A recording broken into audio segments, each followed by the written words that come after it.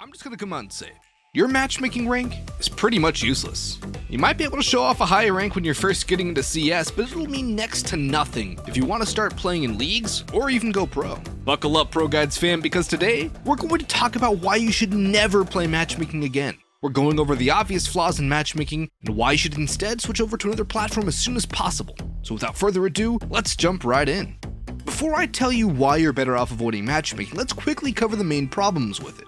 The most obvious problem you've probably already noticed is Valve's horrendously outdated anti-cheat, VAC.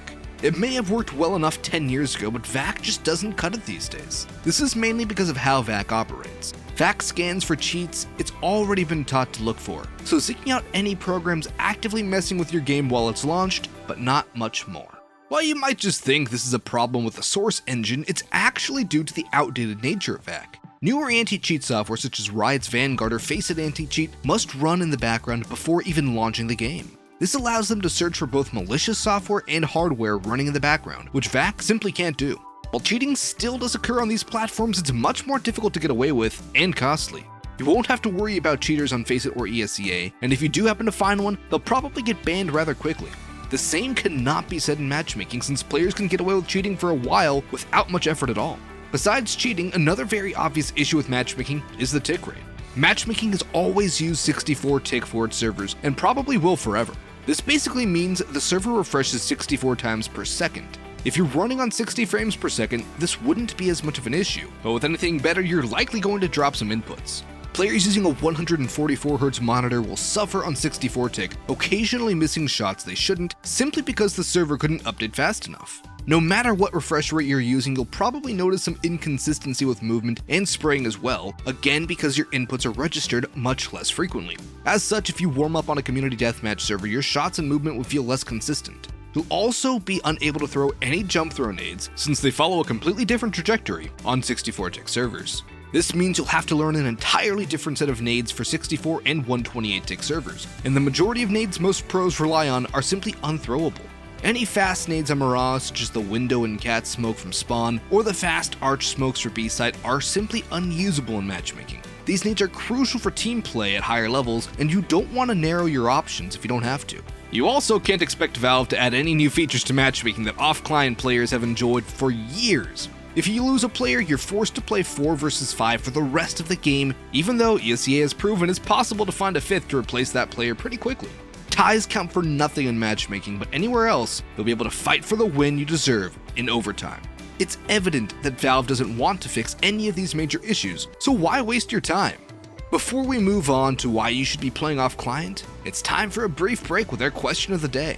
How long have you guys been playing CS? I earned my 5-year coin a year ago, but what about you guys? Have you been playing since the early days of 1.6, or did you just pick up the game recently?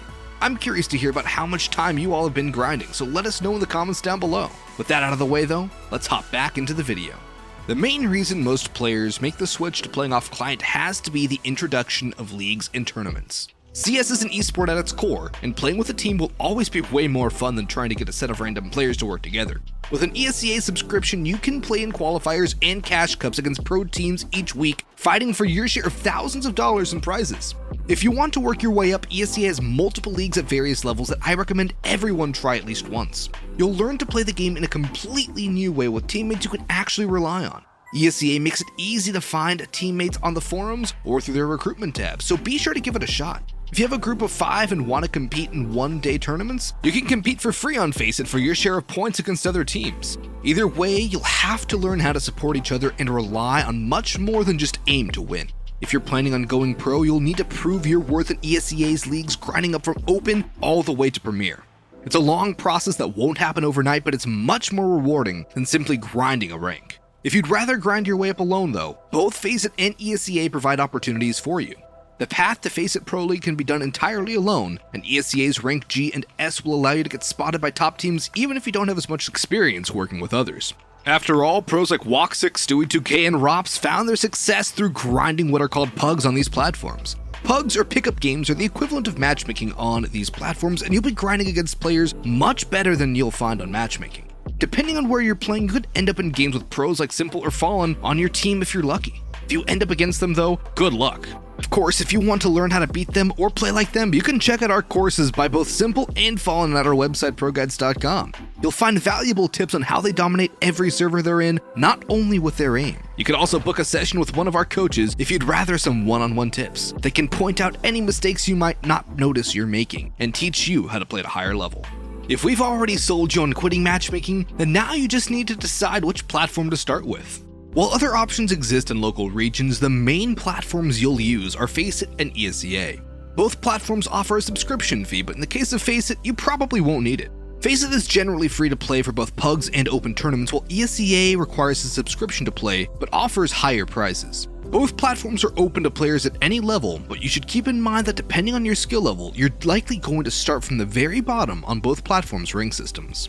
Faceit has a level system of level 1 through 10, with 10 being the highest, while ESEA has a rank system ranging from D- all the way up to S. Faceit can be easier for newcomers to grind, but ESEA will be more rewarding at higher ranks.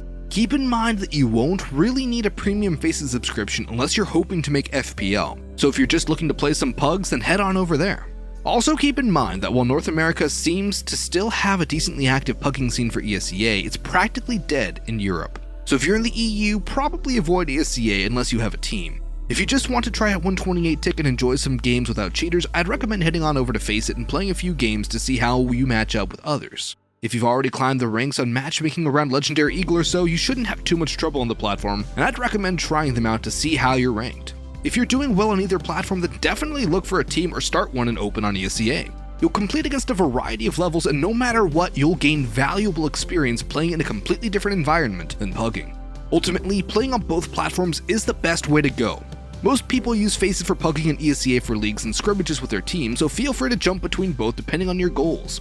As for regional platforms, you can check out ES Portal in Europe and Gamers Club in South America for ESEA alternatives. No matter what platform you choose, you're going to end up playing with some amazing players, current and future pros, awesome teammates, and plenty of potential friends are waiting for you on these platforms. You'll end up playing with others trying to make it to the top in your region, whether they be in a Faceit hub you've joined or in your league on ESEA. You can also upload clips of your plays on both platforms extremely easily, and they'll do all the work for you. If you plan on streaming, both platforms will gladly showcase your stream for others to see, helping you build up a following. No matter what, you'll meet a ton of new players that can make for potential teammates in tournaments or in league play, so make sure to add a few and have fun.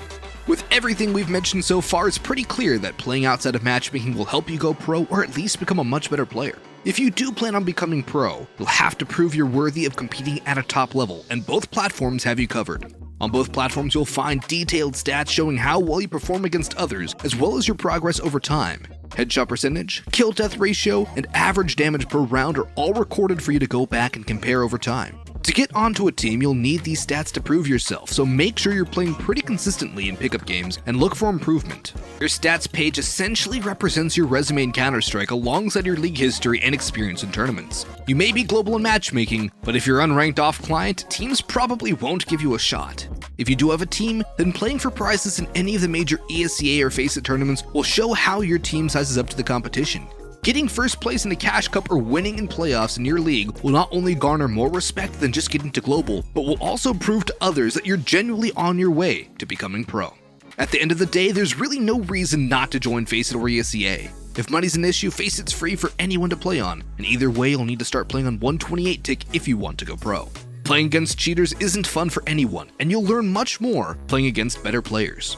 Both platforms provide massive communities with leagues, tournaments, and prize opportunities up for grabs, so you're missing out on some awesome games by not joining. No matter what platform you switch to, I'm sure you'll have more fun grinding pugs over matchmaking games, so what are you waiting for? Well, that's all we have for you today. If you enjoyed the video, make sure to leave a like and hit that notification bell for more of our videos right in your feed. Let us know how long you've been playing CS in the comments down below, and we'll see you all in the next video. Good luck!